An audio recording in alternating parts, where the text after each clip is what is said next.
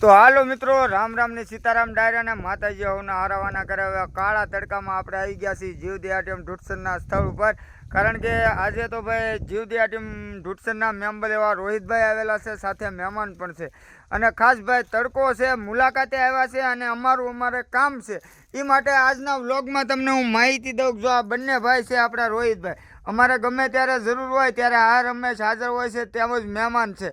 અને આ પાછળ તમને સરસ મજાના ઝાડવા દેખાતા હશે. અને આ ઝાડવામાં આપણે લગભગ ઓછામાં ઓછા 10 વર્ષ મહેનત કરવી પડે એવું કામ છે. એટલે જો આપણે અહીંયા મહેનત તો કરતા રહીશું, એમાં કાંઈ વાંધો નથી. પણ આપણે જે તમારા સાથ સહકાર અને સપોર્ટની ખરેખર બહુ જરૂર પડશે. પણ એનો સમય આવે ત્યારે હું તમને કહીશ. અને વધારે તો જો ભાઈ આ સરસ મજાના ડોગ છે, અહીંયા હૂતા છે, તેમજ એક ડોગ અહીંયા છે. અને એના માટે આપણે અહીંયા સરસ મજાની એક નાની એવી કુંડી બનાવી છે, એની પાછળ પણ એક ડોગ છે. એટલે આવા મારા વિચારે તો આમ મારું એવું કહેવું છે કે ભાઈ ઘણા બધા ડોગ હોય કે કોઈ પણ જીવ હોય એની એક ધારી અનંત સેવા કરવી છે. કારણ કે ભાઈ જો આવું કાર્ય હોય બરાબર, એની પાછળ જો મહેનત કરવી પડે અને જો આખો દિવસ આખો મહિનો મહેનત કરવી તો એનું રિઝલ્ટ મળે. અત્યારે તો અમે બધા રત્ન કલાકાર છીએ અમારી ટીમમાં. અમે ખરા સમયની વાટે છીએ કે મિત્રો જો માતાજીની દયા થાય અને કાંઈક સારો સમય આવે તો અમારે અહીંયા સ્થળ ઉપર ઘણું બધું આપણે સર્જન કરવાનું છે. અને તમારા બધાના સાથ સહકારથી આપણે અહીંયા કામ કરવી છીએ. હવે અત્યારે આ વૃક્ષને મેં જોયું એટલે મને બહુ આનંદ થયો. આ વૃક્ષ કયું છે શું છે એ મને નથી ખબર, પણ તમે વિચાર તો કરો કે આવા કેટલાય બધા જીવ છે, એને આપણે હાંસવાના છે, એની પાછળ મહેનત કરવાની છે. અને મહેનત કર્યા પછી મિત્રો આપણે ખૂબ અહીંયા સારું એવું સર્જન કરવાનું છે. એટલે ભાઈ વધારેમાં વધારે શેર કરવાનું ભૂલતા નહીં. ગોપાલ કાકા તમે ક્યાં છો? તો મિત્રો આપણે અહીંયા વાલ ફેરવાના હતા ને હવે આપણે જાવી છીએ અલગ જગ્યાએ.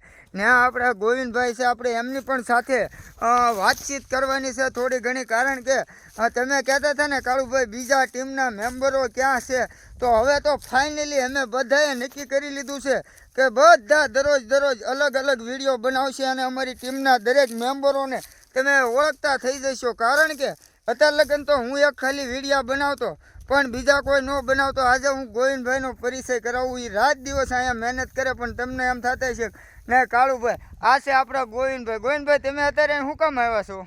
ઝાડવા પાવા આવ્યા છીએ. આની પહેલાં પણ અમે વિડીયો મોકલ્યો. ગોવિંદભાઈ છે ને દરરોજ બપોરે કારખાનેથી આવે 12:30 ખાઈને તરત અહીંયા વહી આવે. નકર અત્યારે તડકો છે, અમને બધાને સૂવાનો શોખ હોય કે ન હોય તો અમે સૂતા નથી. અહીંયા જે 5 ઝાડવા પીવે 5 ઝાડવા પાવાના છે. અને હજી અહીંયા ઘણું બધું આપણે કામ કરવાનું છે. અને આપણે અત્યારે જવાનું છે ઓટાની સાઈડ બગીચામાં ઝાડવા પાવા જવાના છે. જે નાના ફૂલઝાડ છે ને એ તારે આવા તડકાના મારી જેમ કાળા પડી ન જાય ને તો એનું ધ્યાન રાખવાનું છે. ગોવિંદભાઈ શું કરવું છે ને આપણે ક્યારે જવું છે બગીચામાં? પાણી પૂગી ગયું છે અહીંયા.